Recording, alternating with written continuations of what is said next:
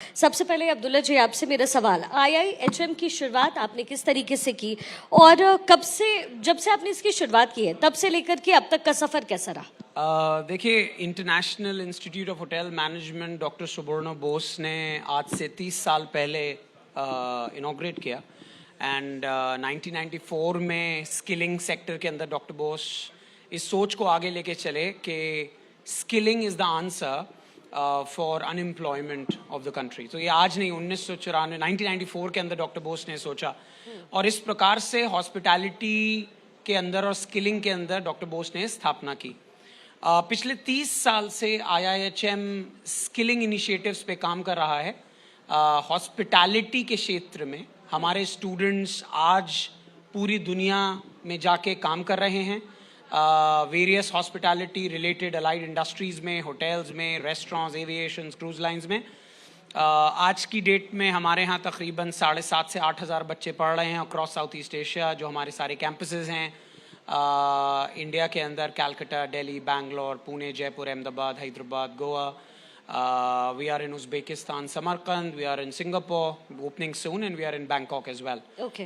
तो I think पिछले इतने सालों से मैंने ये देखा है कि हालांकि सारे ही सब्जेक्ट्स इंपॉर्टेंट हैं और सभी का मैं बड़ा रिस्पेक्ट करता हूँ, पर हॉस्पिटैलिटी एक ऐसा सब्जेक्ट है कि ग्रेजुएशन करते ही अगर बच्चे अमेरिका जाना चाहते हैं तो उनको वीज़ा मिल जाता है, अगर ऑस्ट्रेलिया जाना चाहते हैं तो वीज़ा मिल जाता है। और ये इसलिए क्योंकि जहाँ कहीं भी रेस्टोरेंट्स हैं, होटल्स हैं, क्रूज लाइंस हैं, वहाँ पे स्टूडेंट्स की ज़रूरत है, हॉस्पिटैलिटी की ज़रूरत है। और हिंदुस्तान में हॉस्पिटैलिटी हमारे डीएनए में है। बचपन से ही हमारे माँ बाप सिखाते हैं कि पैर छुओ, कोई बड़ा आए तो पानी पिलाओ। तो ये आदर सत्कार जो घर में सिखाया जाता है, उसकी वजह से हमारे स्टूडेंट्स ने पूरी दुनिया में अपना लोहा मनवाया है जी। और आज की डेट में कोई भी दुनिया का ऐसा कोना नहीं है, कोई भी ऐसी अलाइड इंडस्ट्री हॉस्पिटैलिटी की नहीं है जहाँ पे इंडियंस ना काम कर रहे हों और जहाँ पे सक्सेसफुल ना हो। चाहे जनरल मैनेजर्स हों, वाइस प्रेसिडेंट्स हों, आपको पूरी दुनिया में इंडियंस मिल जाएंगे, चाहे क्रूज लाइंस हो, wherever you go in the world. मैं समझता हूँ सिर्फ 2 ही जगहें ऐसी हैं इस वक्त दुनिया में जहाँ पे हमारे इंडिया के स्टूडेंट्स नहीं मिलते। एक है आर्कटिक और एक है एंटार्कटिक, बिकॉज वहाँ पे होटल्स नहीं है, वरना हर जगह आपको स्टूडेंट मिल जाएंगे। और इसमें एक बात मैं ज़रूर आपके माध्यम से सबको कहना चाहूँगा, इट रियली डजंट मैटर कि आप 90% हैं या 70% हैं। Correct. आप भी खाना खाने जाती होंगी रेस्टोरेंट्स में, आपने आज तक शेफ को बुला के नहीं पूछा होगा तुम्हारे फूड प्रोडक्शन में नंबर कितने थे। आपको केक्स, पेस्ट्रीज पसंद हैं, आप बाय करती होंगी, आपने कभी ये नहीं पूछा होगा कि पेस्ट्री शेफ को बुला के कि केक बहुत अच्छा है, आपके नंबर कितने आए थे बेकरी में। So this is one subject जो चाहे आपके 50 नंबर % हो, चाहे 90% हो, अगर आपके हाथ में हुनर है, आप पीछे नहीं हट सकते, आपको कोई मात नहीं दे सकता, and you will only grow in life. और इसीलिए आज की डेट में जगह जगह पूरी दुनिया के अंदर स्किल के क्षेत्र के अंदर इंडियन स्टूडेंट्स बहुत आगे हैं, बहुत ज़्यादा कमा रहे हैं, एंड बहुत सारी इकोनॉमिक सिचुएशंस उन्होंने अपने घरों की, अपने एरियाज़ की चेंज कर दी हैं। एंड आई थिंक उससे हमें बड़ा फ़ख्र होता है, हमारे ग्रुप को, हमारे चेयरमैन डॉक्टर बोस को, जिनकी ये विजन 1994 में थी कि स्किलिंग पे काम करना चाहिए। हालांकि वो पेशे से चार्टर्ड अकाउंटेंट है, मैं आपको बताऊं, बट उन्होंने स्किलिंग में ध्यान देकर 1994 के अंदर कॉलेज एक कैलकाटा में खोला और आज की डेट में पूरे साउथ ईस्ट एशिया के अंदर कॉलेजेस हैं। So I think it's a great opportunity, it's a great subject for students to explore. ये एक ऐसा सब्जेक्ट है जो कि इंडिया की अनएम्प्लॉयमेंट सिचुएशन को डायरेक्ट एड्रेस करता है। With 6.23% of the contribution to the GDP, हमारी जो जीडीपी है 2023 की 6.23% तक जाएगी और बात यही है, $16 ट्रिलियन का पूरा योगदान है टूरिज्म सेक्टर में। तो जहां कहीं भी अगर आपको स्किलिंग है और आपके पास स्किल, हुनर है, जिसके ऊपर ऑफ कोर्स भारत सरकार भी काम कर रही है, आप भूखे नहीं रह सकते। आप अपनी परिवार की जो आपकी फाइनेंशियल कंडीशन है, आप उसको इंप्रूव करते चले जाते हैं। We worked not only in the school sectors, education sector में, हॉस्पिटैलिटी, कॉलेजेस में। हम लोग साबरमती जेल में भी हमने काम किया है, SPYM दिल्ली के अंदर SPYM के माध्यम से जो ऑब्जर्वेशन होम्स हैं उनमें भी काम किया है। और जो बच्चे 3 महीने के अंदर अंदर रिहा होने वाले हैं, या जो लेडीज बिहाइंड द बार्स हैं, जेल में हैं, जी। और बहुत सारी हैं, मैं आपको बताऊं, जो 3 महीने में रिहा होने वाली हैं, उनको हमने जाके स्किलिंग सिखाया है, कलनरी सिखाया है, और फिक्की फ्लो के माध्यम से, लेडीज का जो फिक्की फ्लो का सेक्शन है उसके माध्यम से उनको छोटे छोटे रेस्टोरेंट्स, ढाबाज या जो मैगी यानी पॉइंट्स जो हैं, विस्तारवाद है पूरी तरीके से आपकी तरफ से किया गया है। जी जी बिल्कुल, not just in students who want to go upward mobility के क्लास 12th के बाद ही करना है, we also run short courses 3 Okay. महीने, 9 महीने, Okay. 6 महीने, you know, so there's been huge work that is happening That's a great across the thing. sectors. That's a great thing, Mr. Agarwal. अब आपसे मेरा सवाल, आप समाज को एक ऐसा स्कूल देना चाहते हैं जिसमें प्रोडक्टिव वैल्यूज हो, प्रोडक्टिविटी की वैल्यूज हो, डायनामिज्म हो, तो इसको लेकर के आपके विचार क्या है? फर्स्ट ऑफ ऑल मैम, सबसे पहले तो मैं थैंक्स बोलना चाहूँगा आपके चैनल को, जिसने मेरे वर्क को रिकॉग्नाइज करा और मुझे यहाँ तक आने के लिए इनवाइट करा। First of all thanks to you. और स्कूल खोलने का विचार ma'am, to be very frank अगर मैं बताऊँ तो मेरा motive was not opening of school. मैं सच पूछिए तो हॉस्पिटल के लिए नक्शा बनाने देने के लिए जा रहा था, लेकिन मीनवाइल मुझे नाइट में अपने इन लॉज के यहाँ जाना पड़ा। रिसेंटली उन्होंने अपना एक स्कूल स्टार्ट करा था, मुझसे कहने लगे मेरे फादर इन लॉ कि राहुल जी, आप हॉस्पिटल खोलने जा रहे हैं but you are not a train doctor. In case अगर कभी कोई इमरजेंसी आती है और आपके पास कोई डॉक्टर या कोई इमरजेंसी हैंडल करने वाला नहीं हुआ, तो then whole blame will come on you. So why not you think over opening a school. वहीं से within fraction of minutes और सेकंड्स आपका ये माइंडसेट चेंज हुआ कि नहीं यार, स्कूल खोलते हैं। स्कूल के लिए नेक्स्ट डे मैंने जो है आर्किटेक्ट को स्कूल का अपना पूरा विजन बताया अपना। 15 डेज लगे कंस्ट्रक्शन स्टार्ट करने में। मीनवाइल 15 डेज में मैंने अपना पूरा R&D किया एजुकेशन को लेकर, और फिर एक मैंने चेंज से स्कूल बनाने की अपने यहाँ कोशिश की। छोटी जगह है मेरे यहाँ, तो स्कूल्स बहुत ज़्यादा डेवलप नहीं थे, तो मैंने पहले ही दिन से अपने एरिया को देखते हुए, ध्यान में रखते हुए फुल फैसिलिटीज़ के साथ स्कूल खोला, और ये सोचते हुए स्कूल खोला कि मेरे यहाँ की छोटी जगह का बच्चा जब कहीं बाहर वर्ल्ड में जाए तो उसको ऐसा ना लगे ग्रेजुएशन के लिए जा रहा है, पोस्ट ग्रेजुएशन के लिए जा रहा है, कि मैंने तो अपनी स्कूल लाइफ में कुछ देखा ही नहीं। तो from the very first day I gave very good computer lab, बहुत अच्छी साइंस लैब्स मैंने बच्चों को दी, बहुत अच्छी मैथ्स लैब दी, बहुत वास्ट प्लेग्राउंड दिया, रिक्रिएशन एक्टिविटीज़ दी। तो उस सोच के साथ मैंने स्कूल खोला। Very good, very nice. ये मुझे लगता है बहुत ही, शिक्षा के क्षेत्र में जब आप विस्तार करते हैं तो कहीं ना कहीं आप समाज का उत्थान बहुत ज़्यादा करते हैं। मिस्टर अग्रवाल, 2008 में जब आपने स्कूल की शुरुआत की तो कुल आपके पास 200 बच्चे थे, आप कितने बच्चे हैं? मैम इस समय मेरे पास 2450 बच्चे हैं, 2458 एग्जैक्ट। जी, अच्छा। और नई जो शिक्षा नीति है, इसको लेकर के आपका क्या कुछ सोचना है? क्योंकि जब वी वो स्टूडेंट्स ऑल्सो, तो हमें लगता था कि चलिए प्रैक्टिकल चीज़ें जो हैं वो सीखनी बहुत ज़रूरी है। थ्योरेटिकल में बहुत ज़्यादा, थ्योरीज में बहुत मज़ा भी नहीं आता और शायद काम भी नहीं आता। आपकी क्या सोच है इसको लेकर? मैम देखिए, जहाँ तक मैं NEP वैसे तो अपने आप में एक बहुत वास्ट सब्जेक्ट है, और उसका सभी का अपने अपने परिप्रेक्ष्य में उसका कंक्लूजन निकाल सकते हैं, लेकिन मैंने अपने स्कूल को देखते हुए जो NEP का कंक्लूजन निकाला है बच्चों के लिए, वो NEP के 3 एसेंस मुझे सबसे ज़्यादा अच्छा लगे।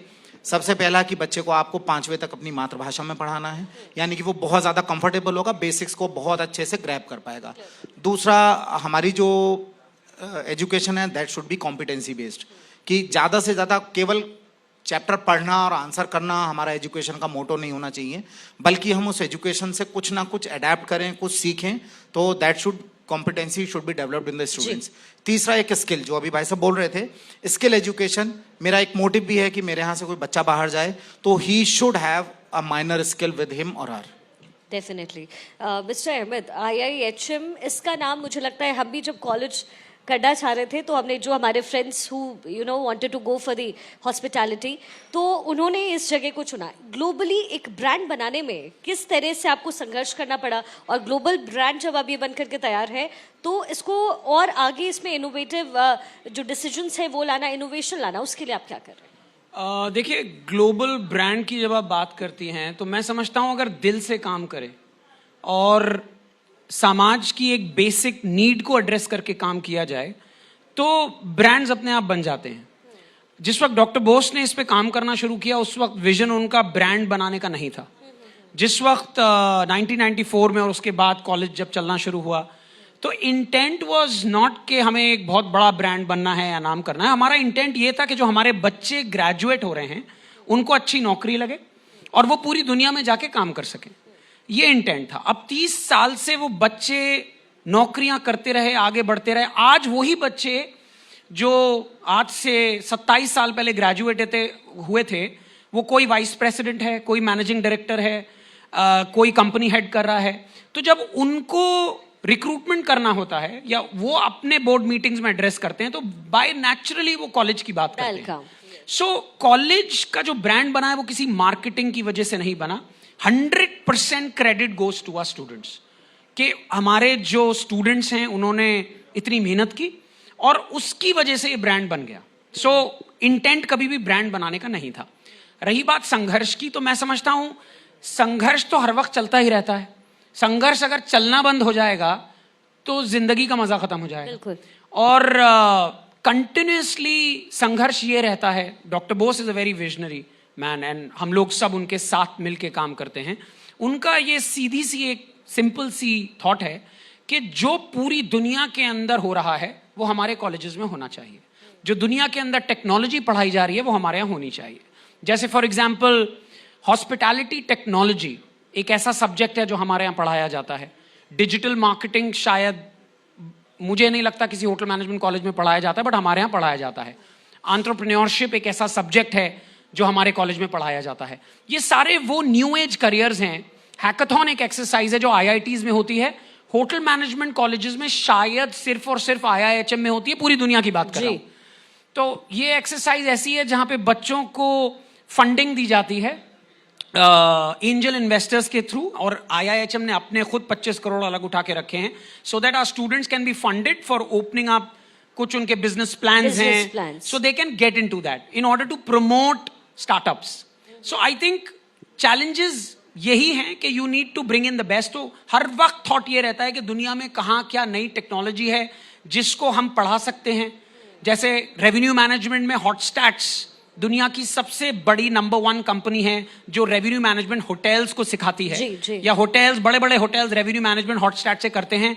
वो उसकी एजुकेशन आज हमारे कॉलेजेस में दी जा रही है। सो डॉक्टर बोस की जो विजन है वो बड़ी सिंपल सी है। वो ये है कि जो दुनिया में अमेरिका हो, चाहे यूरोप हो, चाहे ऑस्ट्रेलिया हो, अगर हॉस्पिटैलिटी में आज कुछ वहां चल रहा है तो हमारे स्टूडेंट्स को पता होना चाहिए। जी। मिस्टर अहमद, अब चूंकि टूरिज्म के क्षेत्र में जो है दुनिया काफी आगे। अब देखिए प्रधानमंत्री मोदी भी लक्षद्वीप गए हैं, कहीं ना कहीं लोगों का जो आकर्षण है अब इस तरफ भी बढ़ेगा। लेकिन एक और हकीकत है कि टूरिज्म के क्षेत्र में इस बढ़ावे के साथ साथ जो ट्रेन्ड स्टाफ है उनकी शॉर्टेज कहीं ना कहीं है। तो IIHM इस गैप को कैसे फिल कर सकता है, कैसे कर रहा है? अभी पिछले साल मार्च में स्किलिंग इनिशिएटिव को ध्यान में रखते हुए THSC tourism and hospitality sector council के साथ हम लोग काम करते हैं। उसको ध्यान में रखते हुए डॉक्टर बोस ने ये डिसीजन लिया कि हम लोग 100 कॉलेजेस खोलेंगे ऑन स्किलिंग। अभी तक 16 कॉलेजेस खोले जा चुके हैं मार्च 2023 से लेकर जनवरी 2024 तक। ये कॉलेजेस 6 महीने, 3 महीने, 9 महीने और 1 साल का स्किलिंग प्रोग्राम ऑर्गेनाइज करते हैं जिसको हम IIHS कहते हैं, IIHM institute of hospitality and skills. इनका प्योर इंटेंशन बच्चों की स्किलिंग पर है। बच्चे आते हैं, 7 महीने की स्टडी करते हैं, 3 महीने की इंडस्ट्रियल ट्रेनिंग होती है, 5 स्टार होटल्स में वापस आते हैं, एग्जाम देते हैं और इंडस्ट्री में जाके ज्वाइन कर जाते हैं। ये बहुत ही सक्सेसफुल प्रोग्राम है क्योंकि 1 साल के अंदर अंदर बच्चा तैयार हो जाता है कि वो अपने फाइनेंशियल इंडिपेंडेंस की तरफ जा सके, और उसके बाद उसकी मेहनत के ऊपर है कि वो कितना आगे जाना चाहता है। जी। रिक्वायरमेंट पूरी दुनिया में है। अगर बच्चा मेहनत करेगा तो आगे निकल जाएगा, नहीं भी करेगा और अगर उसमें हिम्मत है और अपना कुछ करना चाहता है, अगर छोटा सा एक टी शॉप भी खोल लेगा तो वो भी चलेगी। जी। 140 करोड़ की हमारी आबादी है। सबको सुबह नाश्ता करना है, दोपहर को खाना खाना है, शाम को खाना खाना है और बीच में शाम को बर्गर वगैरह भी खाना है। तो इस 140 करोड़ की जनता जब 3 वक्त दिन में खाएगी, और अगर हमारा कोई स्टूडेंट कोई अपना एक short tea shop, T junction, burger point खोल लेता है, कभी भी ये नुकसान में नहीं जाता। And it adds to the revenue of the family, it adds to the revenue of the country, it adds to the unemployment situation of the country. So already 16 से 17 कॉलेजेस खोले जा चुके हैं। We are looking for partners पूरे देश के अंदर, जहां पे हम पूरे छोटे छोटे शहरों में, जैसे जलपाईगुड़ी है, सिलीगुड़ी है, यहाँ पे हमने खोल लिया है कॉलेज। एंड बाकी जो छोटे छोटे सेंटर्स हैं जैसे इंदौर है, मेरी सुबह आचार्य साहब से बात हुई फॉर देहरादून, पतंजलि से आए हुए बालकृष्ण थे जी। और उन्होंने बालाकृष्ण जी और उन्होंने मुझसे कहा कि आप मुझसे बात कीजिएगा.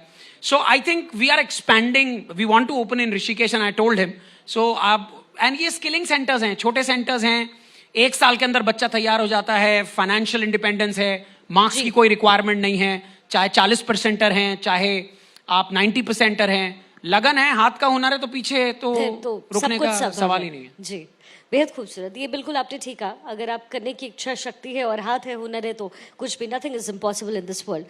राहुल जी, एग्जाम के प्रेशर्स बच्चों पे बहुत ज्यादा होते हैं. जी मैम. और प्रधानमंत्री भी अमूमन जो एग्जाम्स होते हैं 10th और 12th के, उससे पहले बच्चों से संवाद करते हैं. एग्जाम वॉरियर उन्होंने एक किताब भी लिखी है. आपका स्कूल किस तरीके से बच्चों के एग्जाम के प्रेशर को कम करने में मदद करता है? मैम देखिए, बच्चों का एग्ज़ाम का प्रेशर, अगर हम पूरे साल बच्चों को रेडी नहीं कराएंगे तो डेफिनेटली बच्चे एग्ज़ाम के टाइम पे प्रेशर लेंगे ही लेंगे. उसको प्रेशर को रिड्यूस करने की कोई टेक्निक नहीं हो सकती. लेकिन फिर भी हम लोग अपने यहाँ जैसे ही एग्ज़ाम्स आने शुरू होते हैं, थोड़ा सा नॉर्मल हटके दुनिया के सारे स्कूल्स पढ़ाई ज़्यादा शुरू करा देते हैं. मैं अपने यहाँ 10th और 12th क्लास के बोर्ड बच्चों की थोड़ी सी रिक्रिएशन एक्टिविटीज़ थोड़ी सी ज़रा ज़्यादा शुरू करा देता हूँ, जिससे कि उनको एक थोड़ा सा माइंडसेट थोड़ा सा डाइवर्ट हो सके उनका. प्लस उनके पेरेंट्स को बुला के पर्सनल काउंसलिंग, जो काउंसलर, प्रिंसिपल मैम, उनके क्लास टीचर, साथ में मैं भी बैठता हूँ. तो कहीं ना कहीं हम बच्चों को बहुत ज़्यादा उनका मोरल बूस्ट करने की कोशिश करते हैं कि बेटा एग्ज़ाम इतनी बड़ी चीज़ नहीं है कि जिसके आगे आप होपलेस हो सको. जी. दूसरे छोटे छोटे मेडिटेशन सेशंस भी उनको हम बच्चों को कराते हैं, जिससे कि जो है उनका माइंड कंसंट्रेशन बढ़ सके. बढ़ता जाए. एक आखिरी सवाल आप दोनों से और संक्षिप्त में उत्तर चाहेंगे. राहुल जी, अब भविष्य की योजनाएं क्या है? यही सवाल आपसे भी रहेगा सर. पहले मैम, राहुल जी. मेरे लिए भविष्य की योजनाएं ये हैं, जो कोविड टाइम गया उसमें हमने सबसे ज़्यादा एक चीज़ मिस करी कि हमें हर कुछ काम अपना अपने हाथ से करना था. तो मेरा अपना मानना ये है कि मैं इस सेशन से अपने स्कूल में एक नया सब्जेक्ट इंट्रोड्यूस करूंगा. Rather than subject I would say as an activity, survival skills, कि जिसमें बच्चे को 6 ऑनवर्ड्स हम शुरू करेंगे, छोटे से छोटे बच्चे को छोटा सा इलेक्ट्रिसिटी का भी काम आए, छोटा सा प्लम्बिंग का भी काम आए, बहुत छोटी सी कुकिंग का भी काम आए. मतलब डे टू डे लाइफ में जितनी चीज़ें होती हैं उसे अपने मम्मी पापा पे डिपेंड ना होना पड़े. मान लीजिए मम्मी की तबीयत खराब है तो वो एटलीस्ट अपने लिए मैगी बना के खा ले. एक बिजली का कहीं स्विच खराब हो गया है या कोई पिन टॉप खराब हो गई है, उसको चेंज कर ले. तो एक तो मेरा मन ये है कि मैं सर्वाइवल स्किल्स करके एक सब्जेक्ट अपने यहाँ इंट्रोड्यूस करूंगा as an activity 6 to 12th के बच्चों के लिए. दूसरे, मैं अपने स्कूल में एक स्किल हब बनाना चाहूँगा, और specially in the field of agriculture. कि एग्रीकल्चर, मेरा एरिया जो है वो एग्रीकल्चरल एरिया है, तो अगर एग्रीकल्चर से रिलेटेड कोई कोर्सेज मैं अपने यहाँ और ज़्यादा इंप्लीमेंट कर सकूँ. ऑल्दो CBSE का एकमात्र ऐसा स्कूल हूँ देहरादून रीजन का जो अपने यहाँ पिछले 12 साल से एग्रीकल्चर एज अ सब्जेक्ट पढ़ा रहा है. तो मशरूम कल्टीवेशन प्लस इसके अलावा फ्लारिकल्चर हो सकता है. हम कुछ भी कर सकते हैं एग्रीकल्चर से. और एग्रीकल्चर तो हमारी पहचान रही है भारत की, और इस समय डेवलपमेंट के क्षेत्र में भी एग्रीकल्चर का. अपार्ट फ्रॉम स्कूल मेरी एक इंडस्ट्री भी है, we can promote agriculture in that also. Food industry है मेरी, फ्लेवर्स एंड फ्रेग्रेंसेस की इंडस्ट्री है. Okay. तो we can inculcate our students there also. बेहद खूबसूरत. ये थॉट प्रोसेस मुझे बहुत अच्छा लग रहा है. Mister Ahmed, the same question to you also. देखिए, जो आगे की सोच को जो सवाल था आपका, उसमें ऑफ कोर्स जिस स्पीड से हम लोग काम कर रहे हैं स्किलिंग के क्षेत्र में हम करेंगे. मुझे लगता है कि आपके माध्यम से और बाकी सब स्टेक होल्डर्स के माध्यम से ये बहुत ज़रूरी हो गया है कि हम हिंदुस्तान के जो माँ बाप हैं, जो बच्चे क्लास 10वीं 11वीं और 12वीं में पढ़ रहे हैं, उनको जागरूकता दिलाना ज़रूरी है कि हॉस्पिटैलिटी के कौन कौन से करियर लाइंस हैं. जी. आज भी हम लोग पूरे देश में काम करते हैं और ज़मीनी सतह से जुड़े हुए हैं हम लोग, जहाँ पे क्लास 12 क्लास 11 के पेरेंट्स से जाके बात करते हैं. आज भी ऐसे माँ बाप हैं जिनको पता ही नहीं है कि हॉस्पिटैलिटी से क्या करियर्स निकलते हैं. आज भी उनको लगता है कि बच्चा कुक बनेगा. मतलब ये मैं सिटीज़ की बात नहीं कर रहा हूँ, मैं आपको B और C सिटीज़ की बात कर रहा हूँ. थॉट प्रोसेस है. अब मुझे आप ये बताइए कि अगर एक ग्रेजुएट होकर बच्चा एक क्रूज लाइन में लगता है और उसकी तनख्वाह 90,000 रुपये उसको दी जाती है, 80,000 रुपये दी जाती है, तो क्या बुरा है? 21 साल का बच्चा जिसको ग्रेजुएट होते ही क्रूज लाइन के अंदर जिसकी तनख्वाह 80,000 रुपये मिल रही है, या अगर वो इंटर्नशिप पे USA जा रहा है और उसकी तनख्वाह 53 लाख का पैकेज उसको मिल रहा है, जो 2022 में हमारे स्टूडेंट्स को मिला जो अमेरिका गए J1 इंटर्न वीजा पे, तो क्या बुरा है 21 साल के बच्चे को 53 लाख का पैकेज? तो ये चीज बताना माँ बाप को जरूरी है, क्योंकि माँ बाप को अगर पता ही नहीं होगा तो वो करियर चूज कैसे करेंगे. आज भी उनका यही है कि इंजीनियर कर लो, डॉक्टर बन लो, MBA कर लो. हालांकि सिटीज के अंदर ये सोच बदली है. जी। पर अभी भी अगर मैं शहरों में जाऊं, अकोला एक जगह है महाराष्ट्र में, वहां जाऊं, या अगर मैं यूपी के क्षेत्रों में बी और सी कैटेगरी सिटीज में जाऊं या मध्य प्रदेश में जाऊं, आज भी पेरेंट्स को हॉस्पिटैलिटी के बारे में पता नहीं है। तो I think as stakeholders, आपके माध्यम से और बाकी जितने भी स्टेक होल्डर्स हैं, उनसे मेरी यही रिक्वेस्ट है, विनती है कि हमें बहुत जरूरी हो गया है कि हम इन करियर्स के बारे में इंफॉर्मेशन माँ बाप तक पहुंचा सकें, क्योंकि मैं समझता हूं कि ये बहुत ही एक लाइफ चेंजिंग इंटरवेंशन ऑर्बिट है जो कंप्लीटली घर की फाइनेंशियल कंडीशन को चेंज कर देता है जी। एंड आई थिंक उस पे हमें काम करना है। ऑलरेडी हम काम कर चुके हैं। डॉक्टर बोस जो हमारे चेयरमैन हैं, उन्होंने मिस्टर नकुल आनंद के साथ एक इस रिलेटेड जो आईटीसी के डायरेक्टर रहे, उनके साथ एक मीटिंग भी की है to organize a India level conference across the cities to promote